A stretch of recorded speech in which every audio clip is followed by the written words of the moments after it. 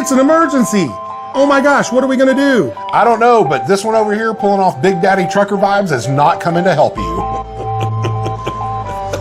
Now that's an emergency. We're going to talk about moving to any foreign country is going to leave you a little bit vulnerable, and you might need to know what kind of emergency fund to have. And so we're going to give you some insight about what we've experienced and what you might need to think about. Yes, absolutely. So I'm KJ. I'm Craig. And this is Truly Remarkable Life. Stay tuned.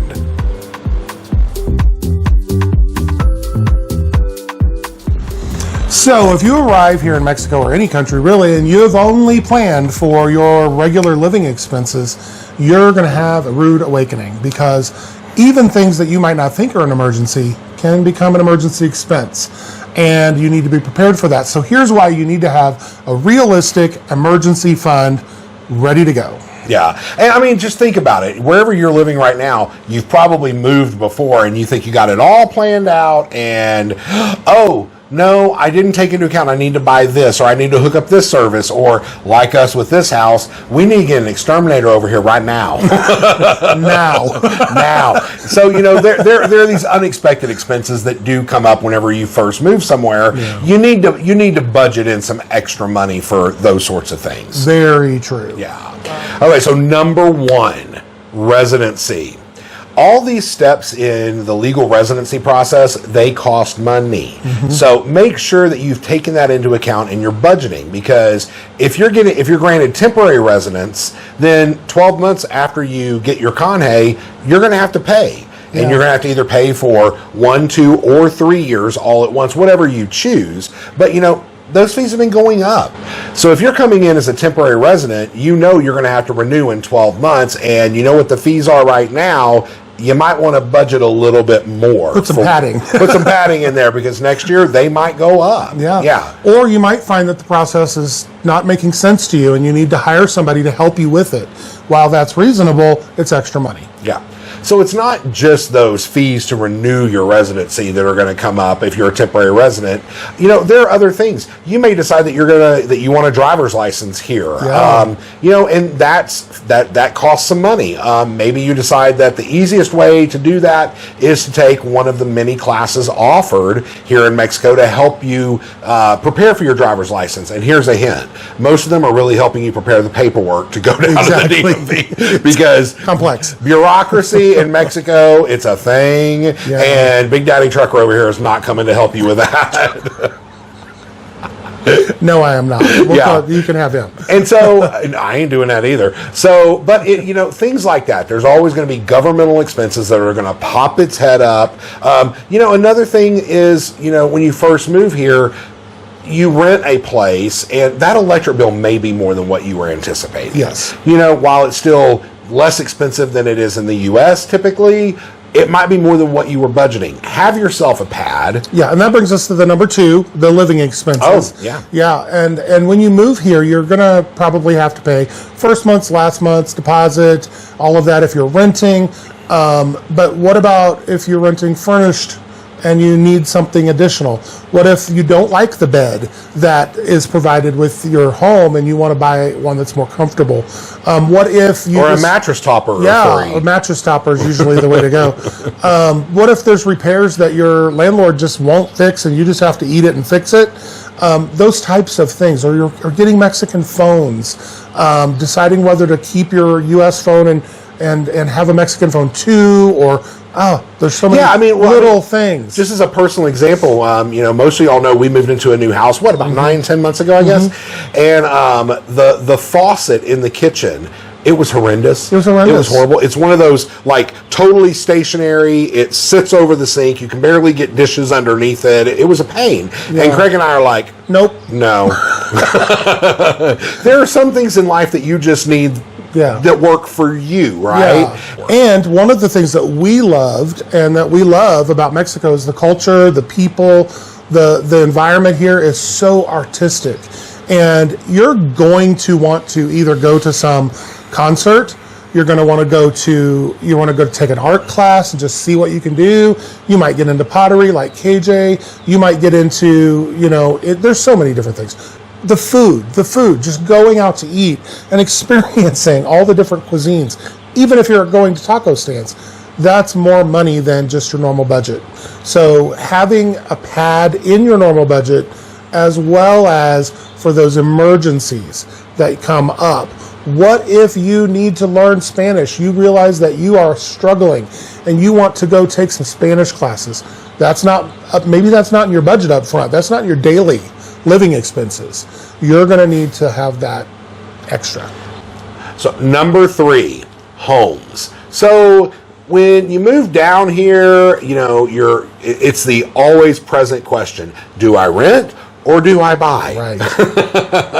And that's something that you're always going to want to make sure that you've got some sort of emergency money set back for, because if you're renting, like I said earlier with the faucet, there may be some things that you want to change. The electric bill may be more than what you were anticipated, that sort of stuff. If you make the decision to purchase, for anyone who's ever owned a home, things happen. Houses break. I don't know of a better way to say that. Or houses break. Or they pass inspection and then you get in and go, oh. Yeah, it never fails. A water heater just goes out, or the refrigerator conks out. An air conditioner, whatever. Whatever the case may be. And so whenever you are a home owner, you need to have some emergency funds stashed back so that you can handle those sorts of things as they come up, because that's your living space, right? Yes. So, it's really, really important. The other thing that happens, I see it a lot down here, is people will come down and they will rent in the beginning, and then they will very quickly find a home that they love and they want to buy it, or maybe their plan is to rent for 12 months and then they're going to buy a house. And the one thing that I really see a lot through my mortgage consultations with people is what they didn't anticipate are the closing costs. Mm-hmm. So closing costs in Mexico are significantly higher than they are in the U.S. It's very important to understand that. A cash sale just here in the Lake Chapala area, depending on the sales price that you're looking at, your total closing costs on a cash sale, not even having a lien or a mortgage with it, can be anywhere from 3 to 5% of the purchase price. Mm-hmm. It's not insignificant. Yeah, it's not insignificant. Yeah. And so you need to make sure that if you're thinking about buying a home, that you're not just, this is what I've got. You need to make sure that you've got a pad in there for these extra expenses that you weren't aware of. A kind of a bridge between the living expenses, now we won't call this its own topic, but bridge between the living expenses and your purchasing, renting, whatever. When you first come down here, you're going to spend more money than what you expect just to get settled, because maybe you come down and you're just living in an Airbnb. Maybe you come down and you're renting, but you're then going to discover, okay, it's costing me more than just if I were settled in a place that's mine, whether I rent or buy, because the fees are higher, or you're going to have to buy. You don't have to go out to eat a lot because the kitchen's very tiny, those kind of things.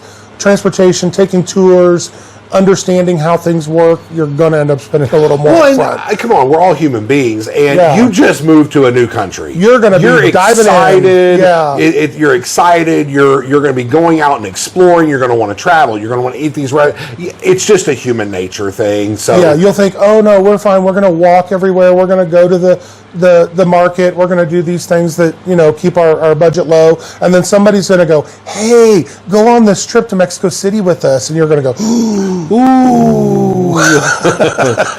So you need to plan ahead. What you're diving into is going to cost you a little bit extra. So. Exactly. Well, the other thing I want to talk about is the rent. So if you come down here and your intent is to rent and you plan on being a long-term renter, it's important to understand that it is extremely common here for landlords to try to increase the rent every single year that you're in a home. Yeah.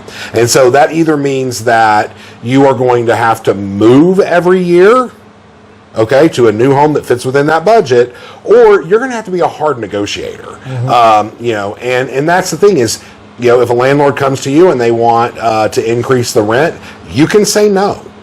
Just knowing that you may have to move. I highly recommend that don't wait until you're 30 days from the end of your lease. If you're renting, start approaching your landlord a few months in advance and find out where are they, what are they feeling? Because if you need to look for a new place, you need a few months to really get that done. But it's important to understand that in your budget, because if you're on a fixed income that does not change year after year, those increases in rent over time start eating into your budget more. So it's important to understand that that's something that could come.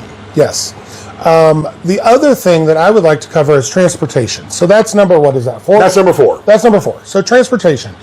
In pretty much a big realm, I'm going to say you're going to have to spend something on transportation regardless. Now, this can come in many forms. First of all, you got to get here from the United States, and if you need to visit back up to the United States or Canada or wherever you're from, you're going to have to travel back up there. So you either are going to have the expenses of driving or flights, and you need to budget that in. Most people like to go back a couple of times a year to see their family, their friends, their loved ones, maybe take care of some administrative stuff back up in the States. And as we all know, the cost of flights is increasing. So you need to really have that set up in your budget for what you're going to want to do, and add something in there for emergencies that were unforeseen. We are in a situation right now where we have elderly parents and people are starting to fail, fall down, hurt themselves, have to have surgeries, and we want to go back up there, or we have to. We need to. I'm sorry, that's wonderful. They're starting to fail. I mean, okay. Well, should I say that differently? No, it's funny. Okay. It's funny. I mean, no, it's the truth. It's the truth. I told someone the other day. I said, I swear, I think 95% of the people in our lives that are over the age of 65 are either on their way out into a hospital, into a nursing home. I mean, it's like everybody all at once, all at the same time. Yeah, and so think about the expense of those trips back and forth and managing that. We would love to be there more than we are. Yeah. It's about we're like, when's the right time to go that we can cover everything, And we're going. I mean, we're going to be going. By the time you guys see this video, we will probably already be up there and back, and Craig may be staying. Who knows? So, I may be up there a while. So, but there's also transportation for here. You're going to want to get around, and you're going to maybe want a bike. You're going to want maybe an e-bike. Maybe you want to buy a car. Maybe you already have a car. You're going to have to pay insurance. Bus fares keep going up. Bus fares keep going up. Even though they're only a few pesos right now, you're going to end up having to go back and forth on buses. There's also taxis. If you need to go to the airport, there's private drivers, there's taxis, there's things like that. Well, and something else is you may be one of those people who moved down here and is like, I'm going to walk everywhere. I don't want a car. I'm going to walk everywhere, blah, blah, blah. You get down here and 6 months into it, all of a sudden you're like, I'm buying a car. Yeah, when you realize that between 1 and 4 every afternoon, regardless of our climate, it gets a lot hotter, and that you may have inadvertently moved 3 miles from Walmart. Or your life, you get down here and you start getting involved in things, and let's say you rent a house or something out in West Ajijic, and all of a sudden you figure out that you have a passion for theater, and you're volunteering at Lakeside Little Theater, which is over in San Antonio. That's not walkable. Yeah, well, it is, but it's going to be a long walk, not every day. So you're going to have those expenses that you don't understand up front and that are going to come, but you're also going to want to travel. You're also going to want to explore some of the local areas around here. Maybe go up to Tlaquepaque and get you some new dishes or something like that. All of that's going to cost you gas money at least, so prepare for that. Take those things into consideration in your budget for sure. And then what if you do have a car and you have an accident? Okay, so then you have to deal with the insurance, to getting your car fixed, it's a replacement car, whatever.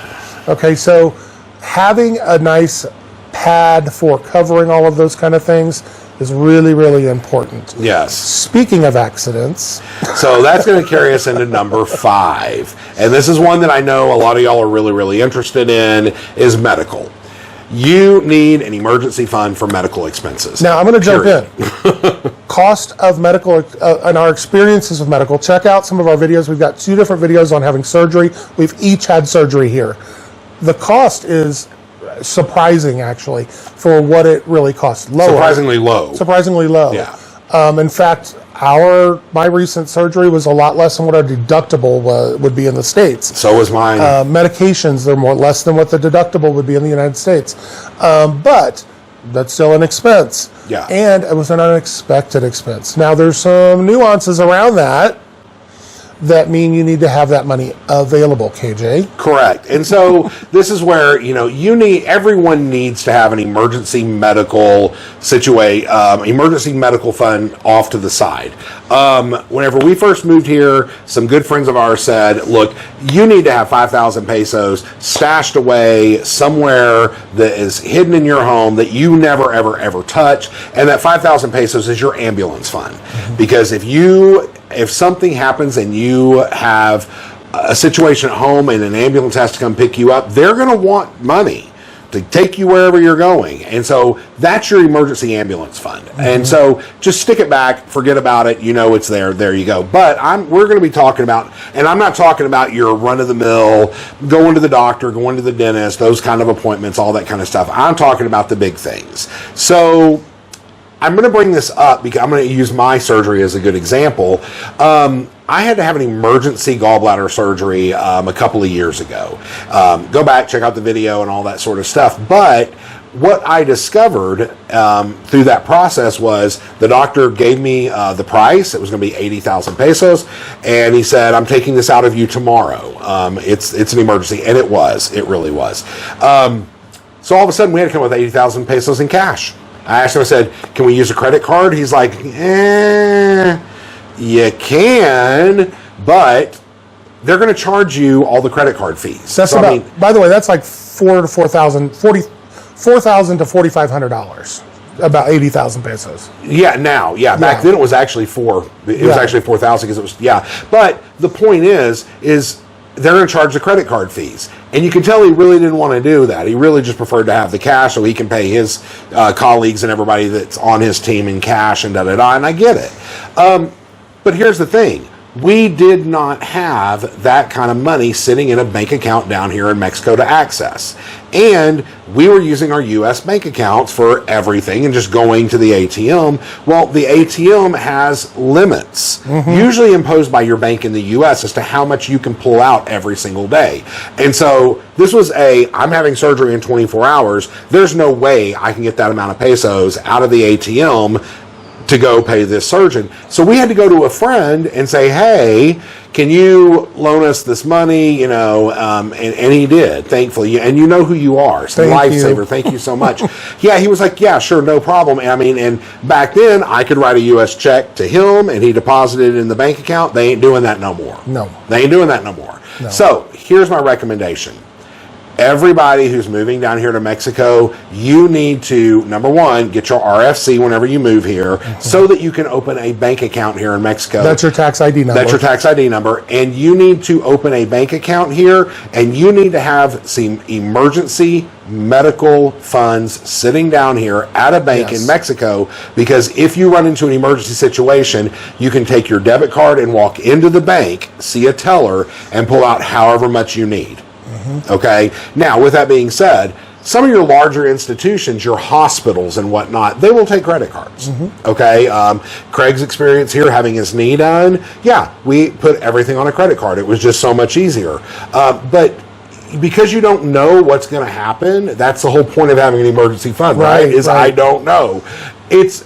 We think it's very important to have a chunk of money sitting in a bank down here so you can access it in some sort of a medical emergency like that. So in conclusion, what I want to say is make sure when you're planning your finances, before you come here, you start looking at what can I break off, having a cash asset kind of a thing where you could slowly or transfer it down here into a bank account and have it on the side. You're going to need to understand that threshold. I wish I could give you a dollar amount. Well, everybody's life is different. But your life is different. Your assets are different. Your means are different. And so take into consideration what it may cost for each one of those levels of things, what kind of expectations you have of the experience, and honestly, the bigger your emergency fund, the better. But the bare minimum, like we've told people, is, have an emergency fund for your ambulance, 5,000 pesos. Definitely keep a little pad of like $3,000 to $5,000 that you can access at any one time for any of these kind of things. You can always put it back. You can always grow it back again when you know, along the way. But and if you're looking, and if you're, you know, like we recommend that you have an emergency fund down here for medical emergencies, and because you don't know what you don't know what kind of medical emergency you're going to have is. I mean, I'm seriously going to say that you need at least $10,000. Yeah, probably, maybe even a little bit more down here, or somehow to be able to access that. Yeah, whether it's immediately, and if your money's sitting in the U.S., you will not be able to get access to it immediately. You won't. No. So there's a I guess those are the unseen kind of emergency situations that we can think of to just warn you about. Padding in your budget and having true emergency funds are critical to making your move down here successful and happy. Yes. So we wish you absolutely no emergencies. May it be all uneventful. Exactly. May you have plenty of extra money to have tacos and whatever you need. But if you don't, we hope this helps. So if you haven't already, go find your truly remarkable life. That's right. See you later. Big Daddy Trucker. I like this hat. It's part of our merch. You can buy it. I know. Merch.